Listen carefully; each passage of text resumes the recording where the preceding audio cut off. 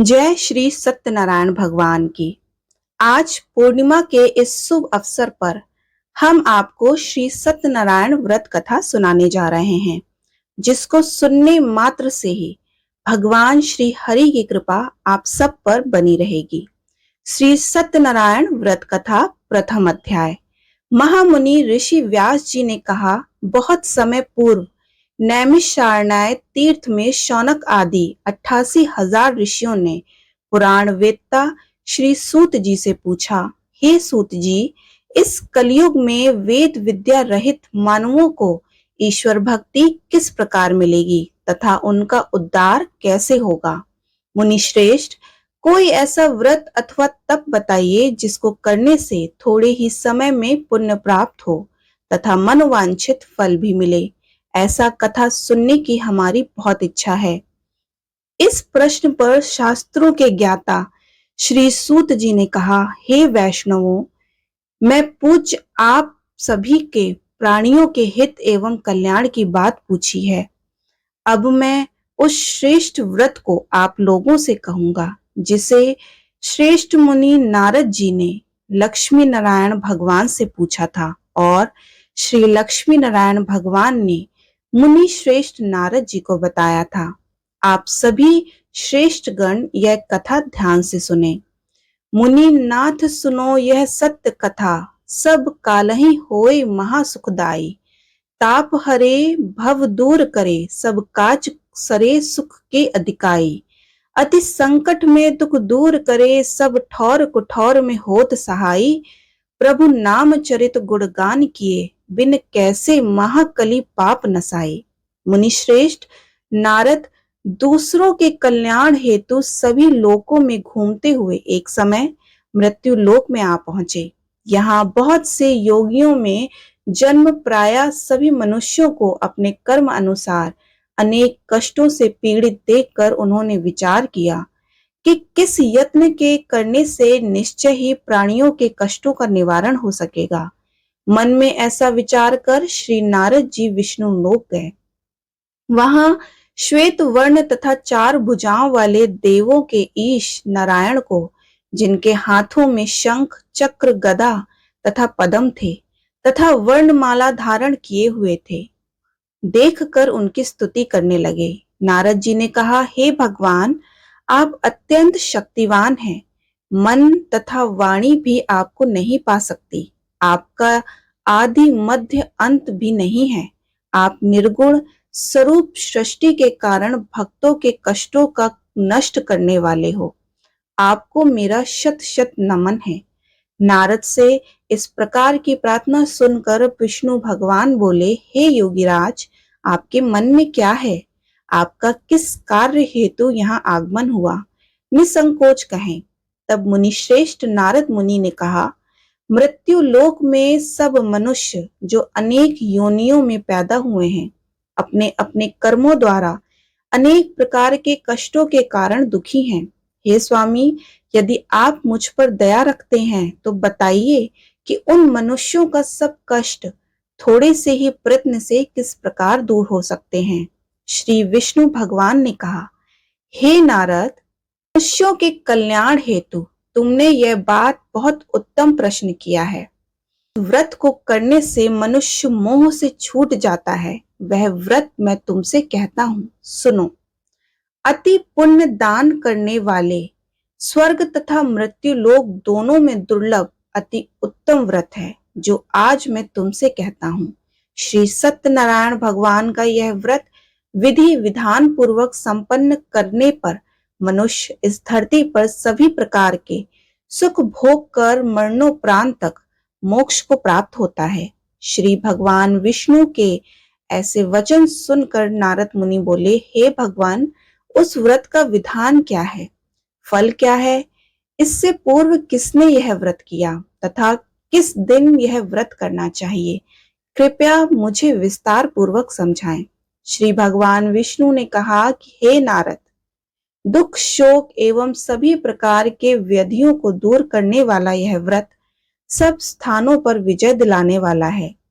श्रद्धा और भक्ति के साथ किसी भी दिन मनुष्य संध्या के समय श्री सत्यनारायण भगवान की ब्राह्मणों एवं बंधियों के साथ पूजा करें। भक्ति भाव से नैवेद्य केले का फल, घी, शहद, शक्कर अथवा गुड़, दूध तथा गेहूं का आटा, सवाय लेवे, इन सभी के भक्ति भाव से भगवान श्री सत्यनारायण को अर्पण करें। बंधु बांधवों सहित ब्राह्मणों को भोजन कराएं। इसके पश्चात ही स्वयं भोजन करें। रात्रि में श्री सत्यनारायण भगवान के गीत आदि आदि का आयोजन करें। इसके पश्चात स्वयं श्री सत्यनारायण भगवान का स्मरण करते हुए समय व्यतीत करें। इस तरह जो मनुष्य व्रत करेंगे उनकी मनोकामनाएं अवश्य ही पूर्ण होंगी। विशेष रूप से कलयुग में मृत्यु लोक में यही एक ऐसा उपाय है जिसके अल्प समय तक तथा अल्प धन में महान पुण्य की प्राप्ति हो सकती है। इति श्री सत्यनारायण व्रत कथा प्रथम अध्याय संपूर्ण हुआ। श्री सत्यनारायण व्रत कथा दूसरा अध्याय। महान संत सूत जी ने कहा कि हे ऋषियों, जिन्होंने प्राचीन काल में इस व्रत को किया है उनका इतिहास मैं आप सबसे कहता हूं, ध्यान से सुने। अति सुंदर काशीपुर नगरी में एक अति निर्धन ब्राह्मण वास करता था। वह भूख और प्यास से व्याकुल होकर हर समय दुखी रहता था। ब्राह्मणों से प्रेम करने वाले श्री विष्णु भगवान ने उसको दुखी देखकर एक दिन बूढ़े ब्राह्मण का वेश धारण कर निर्धन ब्राह्मण के पास जाकर बड़े आदर से पूछा, हे ब्राह्मण, तुम प्रत्येक क्षण ही दुखी होकर पृथ्वी पर क्यों घूमते हो? श्रेष्ठ ब्राह्मण, अपनी व्यथा मुझसे कहो, मैं सुनना चाहता हूँ। कष्टों से घिरे उस ब्राह्मण ने कहा, मैं निर्धन ब्राह्मण हूँ, भिक्षा के लिए पृथ्वी पर मारा मारा फिरता हूँ। हे भगवान, यदि आप इससे मुक्ति पाने का कोई उपाय जानते हो तो कृपा कर मुझे बताइए। वृद्ध ब्राह्मण का रूप धारण किए हुए श्री विष्णु भगवान तब बोले कि हे ब्राह्मण, श्री सत्यनारायण भगवान मनोवांछित फल देने वाले हैं, इसलिए तुम उनका विधि पूर्वक पूजन करो, जिसके करने से मनुष्य सब दुखों से मुक्ति हो जाता है। दरिद्र ब्राह्मण का व्रत का संपूर्ण विधान बतलाकर बूढ़े ब्राह्मण का रूप धरे श्री सत्यनारायण भगवान अंतर्ध्यान हो गए। वृद्ध ब्राह्मण ने जिस व्रत को बतलाया है मैं उसको अवश्य विधि विधान सहित करूंगा, ऐसा निश्चय कर वह दरिद्र ब्राह्मण घर चला गया।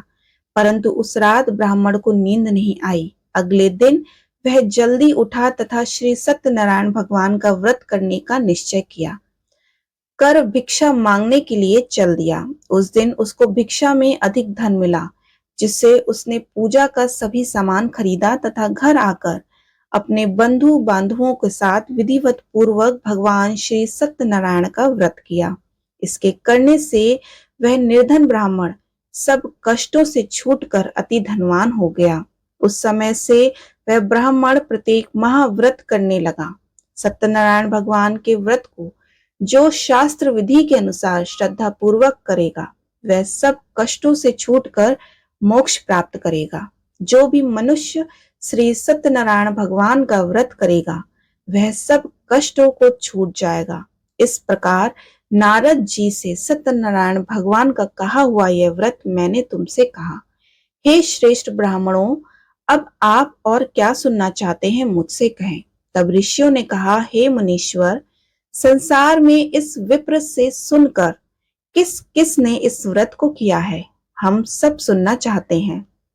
मुनियों से ऐसा सुनकर श्री सूत जी ने कहा, हे मुनिगण, जिस जिस प्राणी ने इस व्रत को किया है उस सब की कथा सुनो। एक समय वह धनी ब्राह्मण बंधु बंधुओं के साथ शास्त्र विधि के अनुसार अपने घर पर श्री सत्यनारायण भगवान का व्रत कर रहा था। उसी समय एक लकड़ी बेचने वाला बूढ़ा व्यक्ति वहां आया। उसने सिर पर रखा लकड़ियों का गट्ठर बाहर रख दिया और ब्राह्मण के मकान में चला गया। प्यास से व्याकुल लकड़हारे ने विप्र को व्रत करते देखा। वह प्यास को भूल गया। उसने विप्र का अभिनंदन किया और पूछा, हे ब्राह्मण, आप यह किसका पूजन कर रहे हैं? इस व्रत को करने से क्या फल मिलता है? कृपया कर मुझे बताएं। तब उस ब्राह्मण ने कहा कि सब इच्छाओं को पूर्ण करने वाला यह श्री सत्यनारायण भगवान का व्रत है। इनकी ही कृपा से मेरे यहाँ धन एवं ऐश्वर्य का आगमन हुआ है। ब्राह्मण से इस व्रत के विषय में ज्ञात कर वह लकड़हारा अत्यंत प्रसन्न हुआ। भगवान का चरणामृत लेकर भोजन करने के पश्चात वह अपने घर को चला गया तथा अगले ही दिन लकड़हारे ने अपने मन में संकल्प किया कि आज गांव में लकड़ी बेचने से जो धन मिलेगा उसी से भगवान सत्यनारायण का श्रेष्ठ व्रत करूंगा। मन में ऐसा विचार कर लकड़हारा लकड़ियों का गट्ठर अपने सर पर रखकर जिस नगर में धनवान लोग रहते थे ऐसे सुंदर नगर में गया। उस दिन उस लकड़ियों का दाम पहले दिनों से चौगुना मिला। अब वह बूढ़ा लकड़हारा बहुत ही प्रसन्न होकर पके केले, शक्कर, शहद, दूध, दही और गेहूं का चूर्ण इत्यादि श्री सत्यनारायण भगवान के व्रत की सभी सामग्री लेकर अपने घर आया। फिर उसने अपने बंधु बांधुओं को बुलाकर विधि विधान के साथ भगवान का पूजन एवं व्रत किया। उस व्रत के प्रभाव से वह बूढ़ा लकड़हारा धन धान से युक्त हुआ तथा संसार के समस्त सुख भोग कर वैकुंठ को चल गया। इति श्री सत्यनारायण व्रत कथा का दूसरा अध्याय संपूर्ण हुआ। श्री सत्यनारायण व्रत कथा तीसरा अध्याय। श्री सूत जी बोले, हे श्रेष्ठ मुनियों, अब मैं आगे की एक कथा कहता हूँ। प्राचीन काल में उल्मा मुख नामक एक महान ज्ञानी राजा था। वह जितेंद्रिय एवं सत्यवक्ता था। प्रतिदिन मंदिरों में जाता तथा निर्धनों को धन देकर उनके दुख दूर करता था। उसकी पत्नी कमल के समान सुंदर मुख वाली एवं सती साध्वी थी। एक दिन भद्रशीला नदी के तट पर वे दोनों विधि विधान सहित श्री सत्यनारायण भगवान का व्रत कर रहे थे। उस समय वहां साधु नामक एक वैश्य आया। उसके पास व्यापार के लिए बहुत सा धन था। वह वैश्य अपनी नाव को नदी किनारे पर ठहराकर राजा के पास आया। राजा को व्रत करते हुए देखकर उसने विनम्रता पूर्वक पूछा कि हे राजन, यह आप क्या कर रहे हैं? मेरी सुनने की इच्छा है, कृपया आप यह मुझे भी समझाइए। महाराज उल्का मुख ने कहा कि हे साधु वैश्य, मैं अपने बंधु बांधवों के साथ पुत्र की प्राप्ति के लिए श्री सत्यनारायण भगवान का व्रत व पूजन कर रहा हूँ। राजा के वचन सुनकर साधु नामक वैश्य ने आदर से कहा कि हे राजन, मुझे भी इसका संपूर्ण विधि विधान बताएं। मैं भी आपके कहे अनुसार इस व्रत को करूंगा। मेरी भी कोई संतान नहीं है। मुझे विश्वास है कि उस उत्तम व्रत को करने से अवश्य ही मुझे भी संतान होगी। राजा से व्रत का सब विधान सुन व्यापार से निवृत्त हो वह वैश्य सुखपूर्वक अपने घर आया। उसने अपनी पत्नी को संतान देने वाले इस व्रत के विषय में सुनाया और प्रण किया कि जब मेरे संतान होगी तब मैं इस व्रत को करूंगा। वैश्य ने यह वचन अपनी पत्नी लीलावती से कही। एक दिन उसकी पत्नी लीलावती श्री सत्यनारायण भगवान की कृपा से गर्भवती हो गई। 10वें महीने में उसने अति सुंदर कन्या को जन्म दिया। दिनों दिन वह कन्या इस तरह बढ़ने लगी जैसे शुक्ल पक्ष का चंद्रमा बढ़ता है। कन्या का नाम उन्होंने कलावती रखा। तब लीलावती ने मीठे शब्दों में अपने पति को याद दिलाया कि आपने जो भगवान का व्रत करने का संकल्प किया था, अब आप उसे पूर्ण कीजिए। साधु वैश्य ने कहा, हे प्रिय, मैं कलावती के विवाह पर इस व्रत को करूंगा। इस प्रकार अपनी पत्नी को आश्वासन देकर वह व्यापार करने विदेश चला गया। कलावती पितृगृह में वृद्धि को प्राप्त हो गई। लौटने पर साधु ने जब नगर में सखियों के साथ अपने वयस्क होती पुत्री को खेलते देखा तो उसे उसके विवाह की चिंता हुई। तब उसने एक दूत को बुलाकर कहा कि उसकी पुत्री के लिए कोई सुयोग वर देखकर लाएं। दूत साधु नामक वैश्य की आज्ञा पाकर कंचन नगर पहुंचा तथा देखभाल वैश्य की कन्या के लिए एक सुयोग वड़िक पुत्र ले आया। उस सुयोग लड़के के साथ साधु नामक वैश्य ने अपने बंधु बांधवों सहित प्रसन्न चित्त होकर अपनी पुत्री का विवाह कर दिया। दुर्भाग्य से वह विवाह के समय भी सत्यनारायण भगवान का व्रत करना भूल गया। इस पर श्री सत्यनारायण भगवान अत्यंत क्रोधित हो गए। उन्होंने वैश्य को श्राप दिया कि तुम्हें दारुण दुख प्राप्त होगा। तदोपरांत अपने कार्य में कुशल वह वैश्य अपने दामाद सहित नावों का बेड़ा लेकर व्यापार करने के लिए सागर के समीप स्थित रत्नसारपुर नगर में गया। रत्नसारपुर पर चंद्रकेतु नामक राजा राज्य करता था। दोनों ससुर जमाई चंद्रकेतु राजा के उस नगर में व्यापार करने लगे। एक दिन भगवान सत्यनारायण की माया से प्रेरित एक चोर राजा चंद्रकेतु का धन चुराकर भाग गया। राजा के दूतों ने अपने पीछे तेजी से आते देखकर चोर ने घबराकर राजा के धन को वैश्य की नाव में छुपाकर रख दिया, जहां वे ससुर जमाई ठहरे हुए थे, और भाग गया। तब दूतों ने उस वैश्य के पास राजा के धन को रखा देखा तो उन्होंने उस ससुर दामाद को ही चोर समझा और उन ससुर दामाद दोनों को बांधकर ले गए तथा राजा के समीप पहुंचकर बोले कि आपका धन चुराने वाले ये दो चोर हम पकड़कर लाए हैं, देखकर आज्ञा दे। तब राजा ने बिना उस वैश्य की बातें सुने उन्हें कारागार में डालने की आज्ञा दे दी। इस प्रकार राजा की आज्ञा से उनको कारावास में डाल दिया गया तथा उनका सारा धन भी छीन लिया गया। सत्यनारायण भगवान के श्राप के कारण उस वैश्य की पत्नी लीलावती व पुत्री कलावती भी घर पर बहुत दुखी हुई। उनका सारा धन चोर चुरा ले गए। मानसिक और शारीरिक पीड़ा तथा भूख प्यास से अति दुखी हो भोजन की आस में कलावती एक ब्राह्मण के घर गई। उसने ब्राह्मण को श्री सत्यनारायण भगवान का व्रत विधि पूर्वक करते देखा। उसने कथा सुनी तथा श्रद्धा पूर्वक प्रसाद ग्रहण कर रात को घर आई। माता ने कलावती से पूछा कि हे पुत्री, तू अब तक कहाँ रही? मैं तेरे लिए बहुत चिंतित थी। माता के शब्द सुनकर कलावती बोली कि हे माता, मैंने एक ब्राह्मण के घर श्री सत्यनारायण भगवान का व्रत होते देखा और मेरी भी उस उत्तम व्रत को करने की इच्छा है। माता ने कन्या के वचन सुनकर सत्यनारायण भगवान के पूजन की तैयारी की। उसने बंधुओं सहित श्री सत्यनारायण भगवान का पूजन एवं व्रत किया तथा वर मांगा कि मेरा पति एवं दामाद शीघ्र ही घर लौट आए। साथ ही विनती की कि हे प्रभु, अगर हमसे कोई भूल हो गई हो तो हम सभी का अपराध क्षमा करो। श्री सत्यनारायण भगवान इस व्रत से प्रसन्न हो गए। उन्होंने राजा चंद्रकेतु को स्वप्न में दर्शन देकर कहा कि हे राजन, जिन दोनों वैश्यों को तुमने बंदी बना रखा है वे निर्दोष हैं। उन्हें प्रातः ही छोड़ दो। उनका सब धन जो तुमने अधिग्रहित किया है लौटा दो, अन्यथा मैं तुम्हारा राज्य, धन, पुत्र आदि सब नष्ट कर दूंगा। राजा से ऐसे वचन कहकर भगवान अंतर्ध्यान हो गए।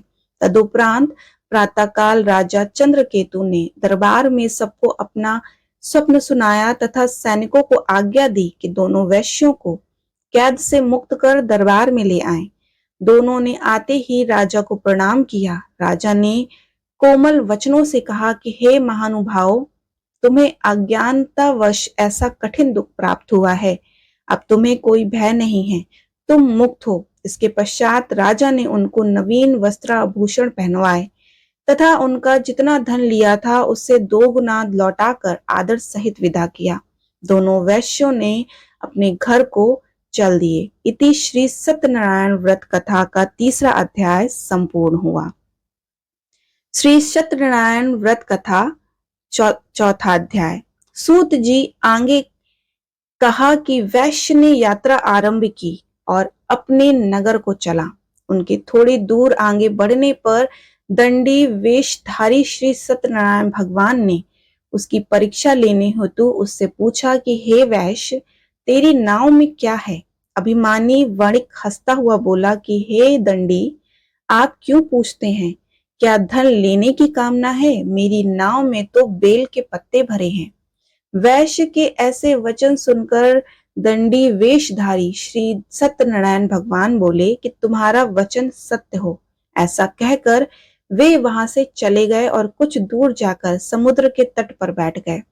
दंडी महाराज के जाने के पश्चात वैश्य ने नित्य क्रिया से निवृत्त होने के उपरांत नाव को ऊंची उठी देखकर अचंभा किया तथा नाव में बेल पत्ते आदि देखकर मूर्छित हो भूमि पर गिर पड़ा। मूर्छा खुलने पर अति शोक करने लगा। तब उसके दामाद ने कहा, आप शोक ना करें, यह दंडी महाराज का श्राप है, अतः हमें उनकी शरण में चलना चाहिए, वही हमारे दुखों का अंत करेंगे। दामाद के वचन सुनकर वह वैश्य दंडी भगवान के पास पहुंचा और अत्यंत भक्तिभाव से पश्चाताप करते हुए बोला, मैंने जो आपसे असत्य वचन कहे थे उनके लिए मुझे क्षमा करें। ऐसा कह के वह शोकातुर हो रोने लगा।